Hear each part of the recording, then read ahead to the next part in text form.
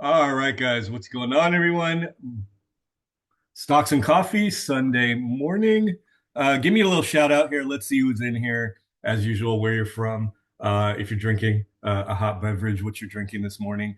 At least it's this morning on the West Coast. I know on the East Coast, you're well into your day. I usually do these a little earlier, but on a Sunday, I need a little extra sleep. I'm usually out late Saturday night. Let's see who's in here. Uh, Kamar, what's going on? Abhilesh, what's going on? Two traders I know very well. Uh, TD Witty, I hope I got that right. Good morning. Simon, what's going on? Sophocol, how are you doing? Tim, as usual, from Chicago, drinking hot chocolate today. I think that's a little different than what I've seen you drink before. Sophocol from Arizona. Chet, what's going on from Arizona as well? We've got ML from St. Louis drinking Arnold Palmer. All right, way to start the morning. Uh, Miriam, what's going on in Austin, Texas? Yandy from Fort Myers. Michelle from Sacramento drinking a healthy protein shake. Another Michelle from Kansas City. T. Dewitty from Chicago. Another healthy drinker here drinking water. Dr. St. Martin, what's up from Cali? And then Brent from Alabama. All right. All right. Let's get it started here. I actually have to get out of here pretty quick. I'm headed out to watch the Niners game after this. Val, what's going on from Sarasota? A lot to talk about today, but we can get through it pretty quick. Big week this week with the Fed meeting coming up. So, what we're going to do today is we are going to kind of game plan for the upcoming week, what we need to know, where the market is. As usual, we use a top down approach, always analyzing the big picture first.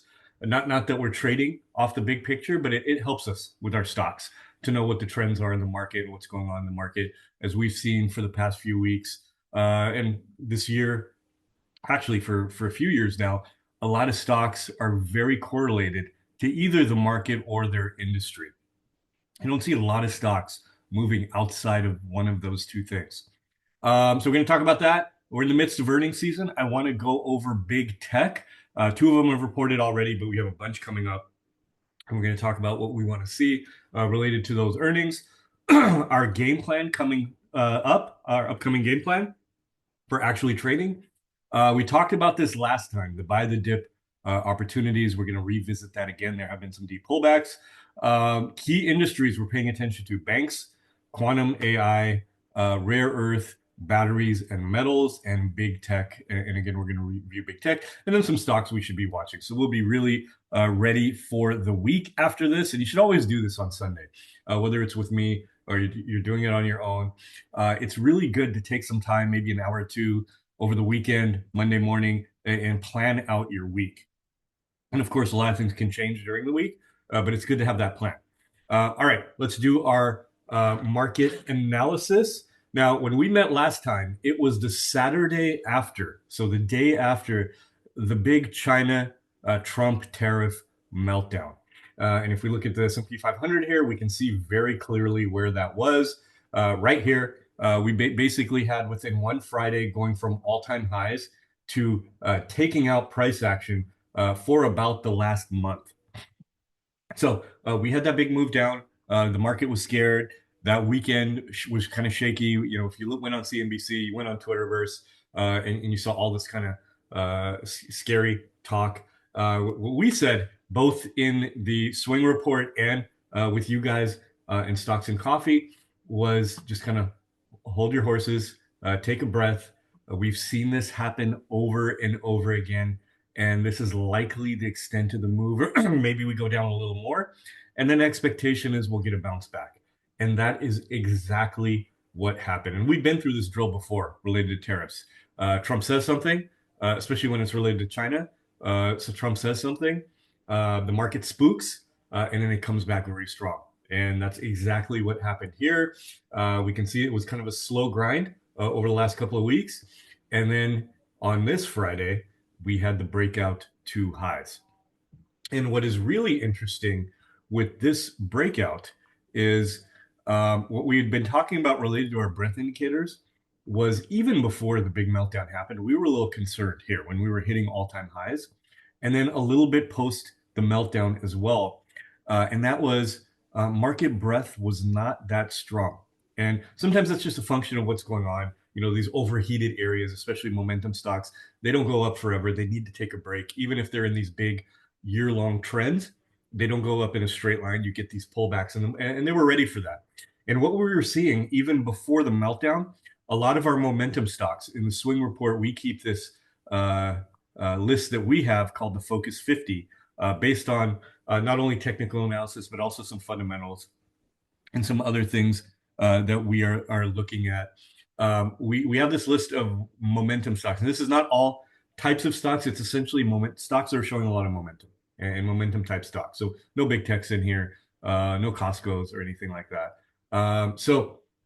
What we were seeing was weakness already, and then on the breakdown, they got hit the hardest. And we saw some deep pullbacks in those areas, in hot areas we like. And then when the market was starting to recover, we were still seeing some issues with market breadth. So while we were still trading, we weren't getting super aggressive. And now, just recently, as the market broke highs, we're starting to see a turnaround here. So if we look at what you guys, those of you who've been with me for a while, you know the drill. We look at the S&P 500, the Qs. We always like to compare the SPY and the Qs, which kind of we consider the big market, to IWM, which is small and middle caps. And you can see here, while not breaking the highs, held their old 2022 high or 21 high, which we wanted to see that level hold, which it did. And while it hasn't broken the highs, it's showing some strength here. So that's a good sign. If we're thinking of market breadth, how much do we like this market right now? This is a good sign that we're not seeing this area lagging, which we were seeing here. We were seeing some lagging, and we're not seeing that now. And then if we look, of course, at the equal weighted, for those of you who don't know, SPY is not equally weighted. It has 500 stocks, S&P 500, but they're not weighted equally. If they're weighted equally, every stock would be worth 0.2 to get to 100%, 500 stocks. Not like that. I think Apple and Tesla alone are worth 5 or 6%. The top 10 holdings are worth about 35% of the index right now. But RSP equal weights all that. So Apple is not worth any more than any of the other S&P 500 stocks. And it had been lagging, but now, while not breaking out to highs, it has been very strong. So I think this is a good market breadth indicator. For the Qs is QQEW, and that's at highs as well. And then we like to look at T2108. You can see, while not at highs, has made a very strong pullback. And T2108 is within TC2000. It stocks above their 40-day moving averages. And don't ask me why they use 40 days instead of 50 days, but it's a 40-day moving average. Now, if you don't have TC2000, you can go to stockcharts.com, which is free. You have to deal with some of their ads. But they have percentage of stocks over the 50-day and 200-day moving averages. You can use those to do the same thing if you're trying to do this analysis. And all of these are showing some strength right now. So that is a good sign. So I always go into the week with a kind of, how am I looking at the market? Am I essentially one of 5 things: very bullish, bullish or slightly bullish, market neutral, slightly bearish, or very bearish? And I would say right now, I might be getting into almost very bullish territory, but I'm going to stick with slightly bullish to maybe even closer to neutral right now, just because the Fed meeting is coming up, and that can always throw a monkey wrench. And earnings is just getting underway. So we have 2 really big kind of news events with Fed and just a lot of stocks this week and next week reporting. A lot of important big stocks that are reporting. So earnings season is really getting underway. So I'll say slightly bullish right now, which means we can take positions. We can start opening, which we have been doing. But what we have been doing is we've been taking positions, but on slightly lower risk. Now I think we can open up the risk a little bit. So that's the kind of the market outlook right now. Again, China Trump meltdown invalidated. And what I mean by invalidated is we are now above where we were when that happened. So that news is it's completely over in terms of what the market sees here. So that's done with, unless more news came out. But for now, the market has come back strong. We have the Fed meeting coming up We'll know on Wednesday what the Fed has to say, what decision they make. Of course, we want to see a rate cut, and most importantly, we want to see what the dot plot, what the Fed heads are looking for going forward in terms of how many cuts they see in the future, and of course, what Powell's commentary is. And then note that last month's September economic indicators, CPI, PPI, they showed that inflation is easing slightly. Now, I don't see it when I'm shopping around, when I'm looking at things, but the economic indicators that the Fed are watching showed that. So that should, I think that leads everyone to believe that it's going to be a good Fed meeting. And that's why the market, part of why the market is doing this. They're not worried about China Trump anymore, and they can look to the Fed and they really think the Fed is going to not only cut rates, but look to the future. Breadth indicators are improving. Momentum stocks, for the most part, these ones that have had deep pullbacks are holding support levels and bouncing now. So that's a good signal as well. And now we have earnings season coming up. Technically, it started like 2 weeks ago when the banks reported. But what always happens is the banks report. Then the next week, there's kind of a lull where a few big companies report. Then the week after, once the big techs start going, you see the floodgates open where 2 or 3 companies, 100 companies are reporting every day. And now we're really going to get to see what's going on with earnings season. And there's a couple of things we want to be watching. One is, of course, what are our companies beating their expectations? There are two expectations we look at. That's earnings and revenues. And revenues is more important than earnings. So our companies beating their expected revenues and beating their expected earnings. So that's one thing to pay attention to. Number two is price action. So let's say a company beats its earnings, beats on revenues. It should break out then. If they don't, that's a warning sign that the market, there's a divergence here. Why are these companies doing well, but their stock price is not moving with it? So I always pay attention to that. And then vice versa. If the companies are not really doing that well in terms of beating expectations, yet the stock price is moving up, that's a positive divergence. And that's like, okay, this is a very strong market. So always watch that during earnings season. Like look at the main stocks and see big stocks and see what's happening with these things and stocks in certain industries you might be wanting to trade. Also pay attention to guidance. So you'll see this sometimes where the stock blows out on earnings, blows out on revenues, but the stock will go down. That's often because even though the numbers are good, the market's always looking at the future. And if the company is warning or says something concerning in their guidance, that can impact the market. So pay attention to what these companies are saying, especially the big techs and some of the other big companies. What are they saying for the near future? And that's something to pay attention to as well. What we're always watching for during earnings season.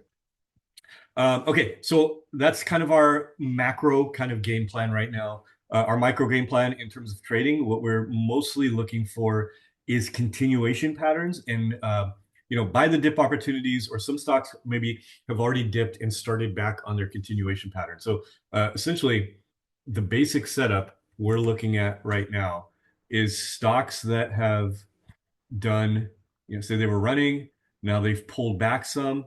And often a lot of these either tested, let's say this is the 50-day moving average, or there's price action support in here.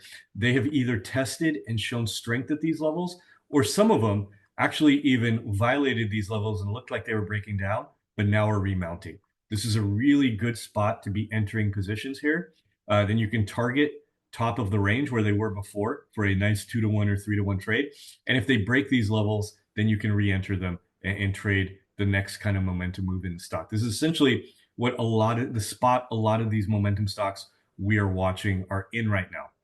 Now, there's the momentum stocks, and then there are some of these kind of parabolic high flying kind of areas, the quantum AI, the rare earth metals that we're moving with some of the China Trump news, batteries, metals. What we've seen there is some extremely deep pullbacks in these. There were huge run-ups, extremely deep pullbacks, which often happen when you have big run-ups.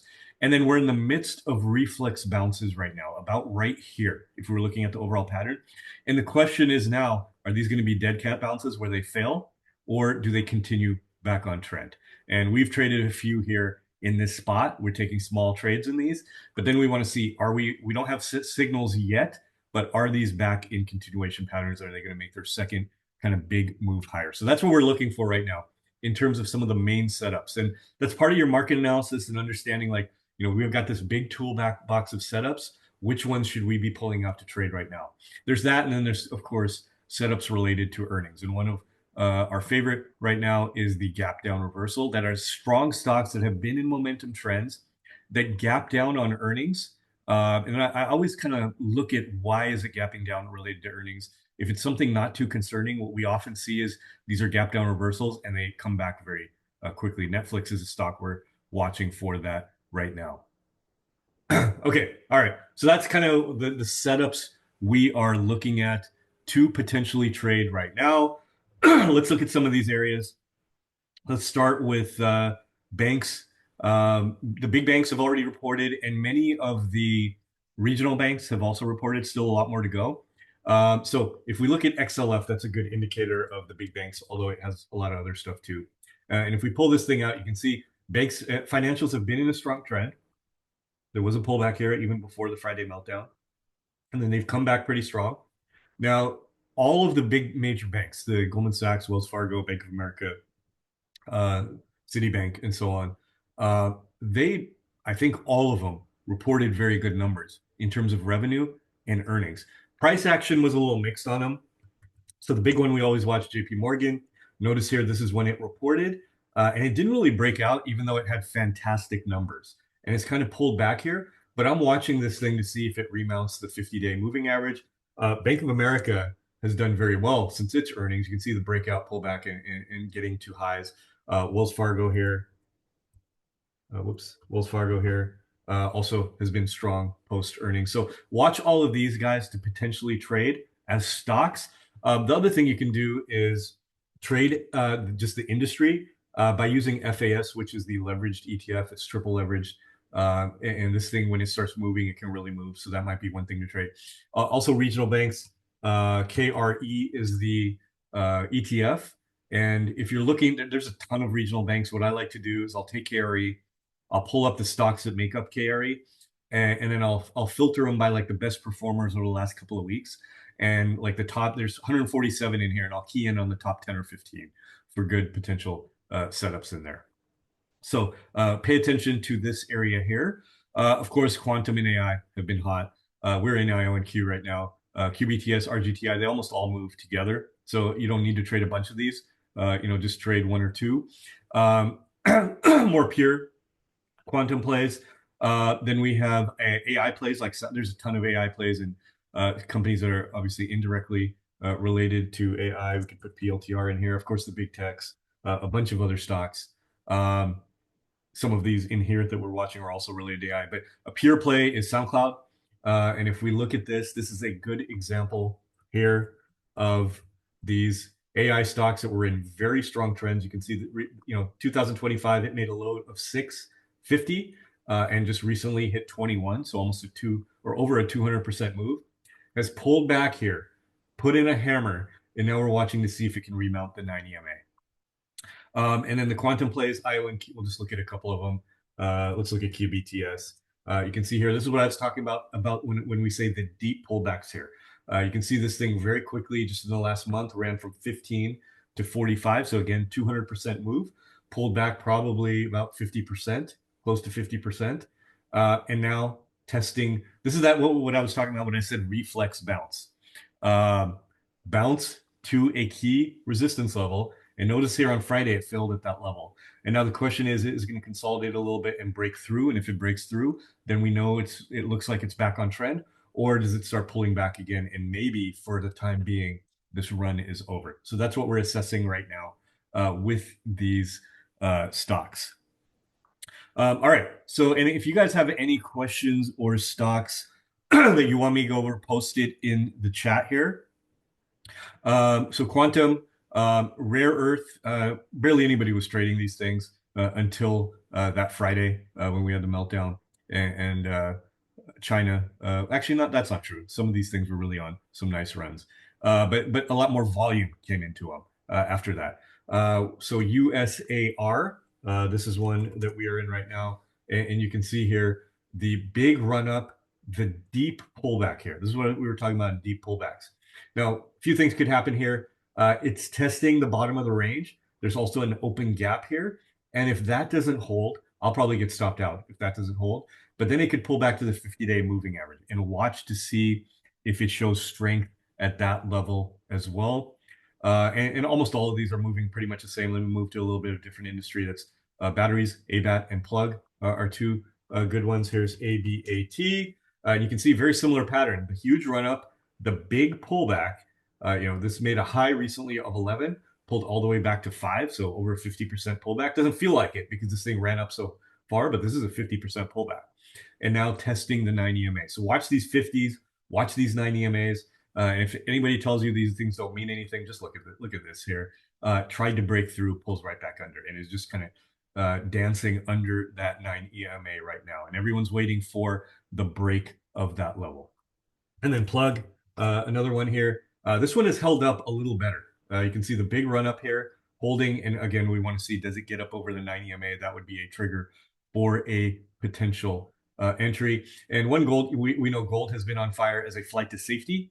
And gold miners have been strong because of that. Now, if the flight to safety is over, maybe gold slows down. And we can see here, IDR, a lot of the gold miners are doing this big pullbacks here. So you can see, again, the big run up. And this is a common theme in these momentum areas, the big run up and now a deep pullback. And then the question is, are they going to hold support, or are the bounces reflex bounces, or do they go back on trend? So IDR, testing the 50-day moving average. And if it gets back up over the 9 EMA, that would be a trigger for a potential long entry.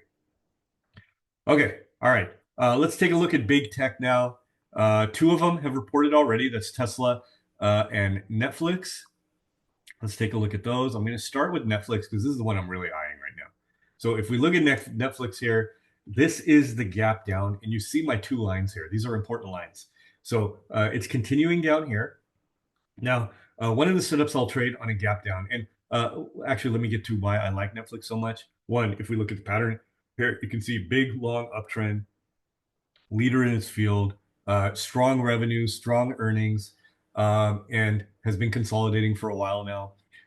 Related to its earnings, it beat estimates on revenues. And to me, revenues is the most important thing, the sales coming in, right? The sales numbers. Earnings can be finagled, or they're doing a lot of research and development or something that can mess with their earnings. But revenues, are they still selling things? And Netflix beat on revenues and 17% growth year over year. So strong. It missed on earnings, and that's why the big gap down came. Netflix says it's a one-time thing because of a tax issue with Brazil that led to a $500 million tax, something like that, $500 million. And of course, that makes a big impact on their earnings, but they're saying it's a one-off. Still, it spooked the market. And you can see the big gap down right to the 50-day moving average, and it's come down a little below that. So this, for me, is a really good candidate for the gap down reversal where we get an overreaction to earnings. But if you really think about it, not a big deal. But just because I think that, I'm not going to jump in. Now I need to see a pattern. One of the patterns would be if it continues down and puts in a strong reversal candle, we could enter on that.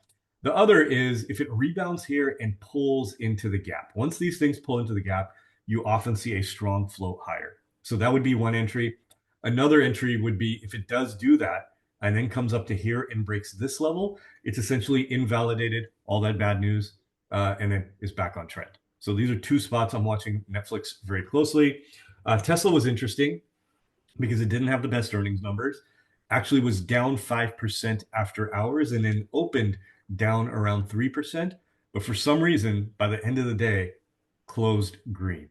And that is a very strong signal. When you have bad news, when the stock was actually down big after hours after they reported, but by the end of the next day, it has completely reversed and actually closes green, that's a very strong signal. So I'm watching Tesla very closely here, maybe an entry around here with a target at the old high around 488 and sitting at 433 right now.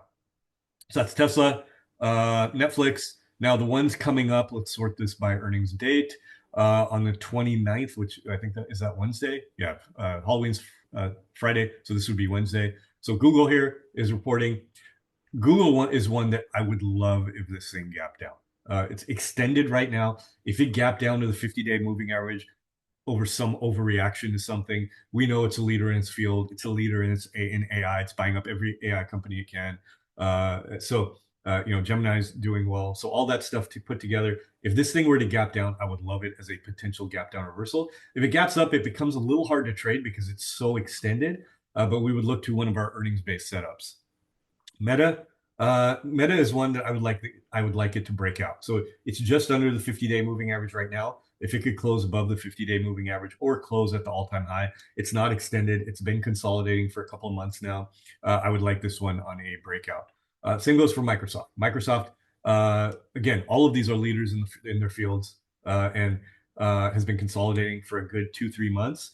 If it were to break out, it would be a very nice setup here. So essentially, what I want is a gap down here, a breakout here, a breakout here. I'm in Amazon right now, and of course I like it. And this is another one I'd love to see a breakout in Amazon as well.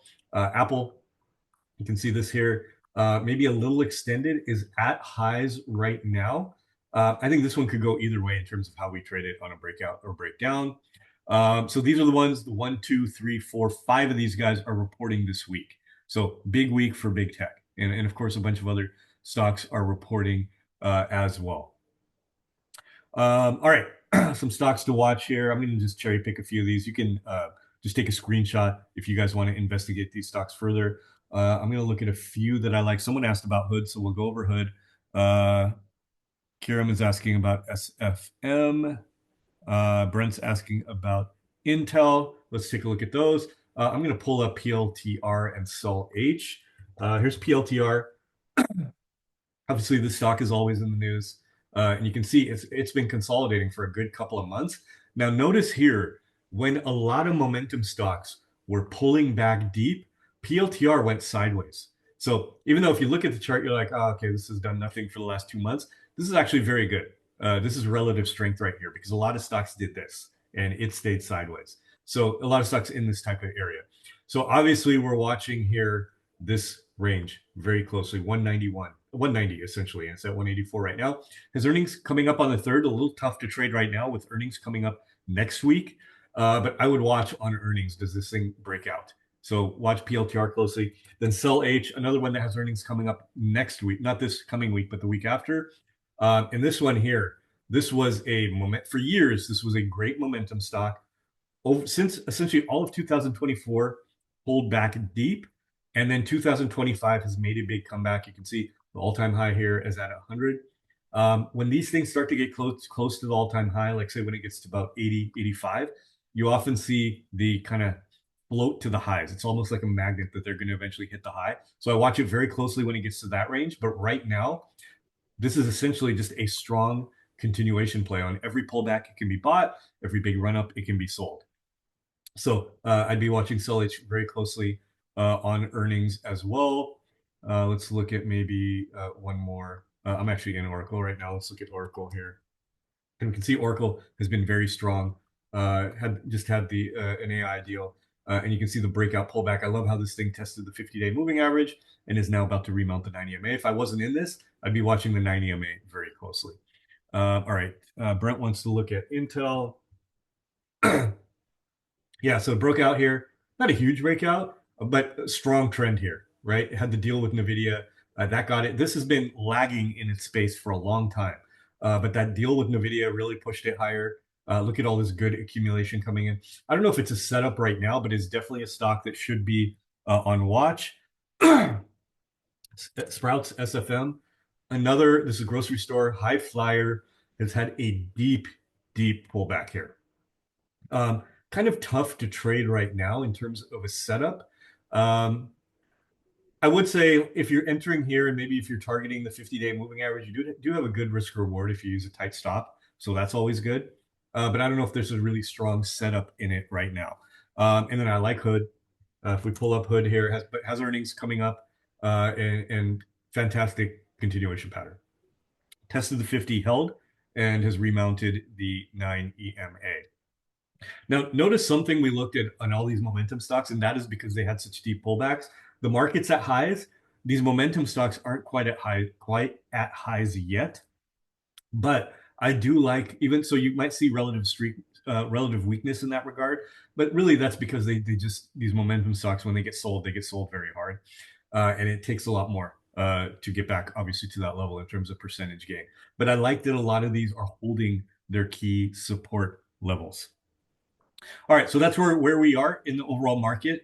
I am going to be having an options class coming up. We haven't set the date on it yet. And when we do, I'll start talking about options in these coffees and stocks.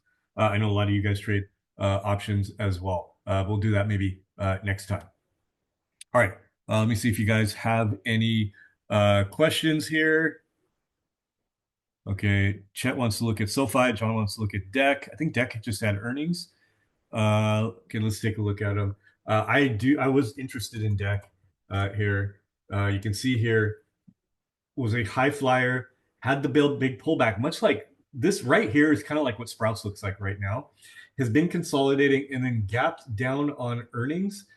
When I looked at and this is not a good pattern. And usually when I play the gap reversals, I want it in a stronger technical stock, like in terms of what it's been doing. But I did look at the earnings, and I thought they were not as bad as the gap down made it seem. So I do have this on watch as a gap reversal, but I would not touch it right now. And then if it were to bounce and then fail, I think it's a very good short opportunity. It's essentially in topping pattern continuation mode, and you can see all this distribution here as well. I like SoFi, fintech here. Always watch where the IPO high is, and you can see it just crossed the IPO high level. Has earnings coming up on Tuesday, so can't really do anything with it right now. But on Tuesday, if it closes above this all-time high, or not, well, the old all-time high was there, but this new all-time high here, I think it'd be really interesting. Okay, all right, guys. Great session as always. We'll do another one of these next week. And I think next week, for those of you who are interested in options, I'll talk a little about options as well. So big Fed meeting on those of you who are swing members. And of course, if you're not a swing member, you probably know about it. And we have a 14-day free trial here, 97 a month. And if you join the annual, it's 4 months free. But you can always do the 14-day free trial. And you guys know, whether you're a member or not, get a hold of me anytime and I'll get back to you. If you guys join these things, you're a Bulls family member, and you can contact me any one of these ways. All right, guys, talk soon.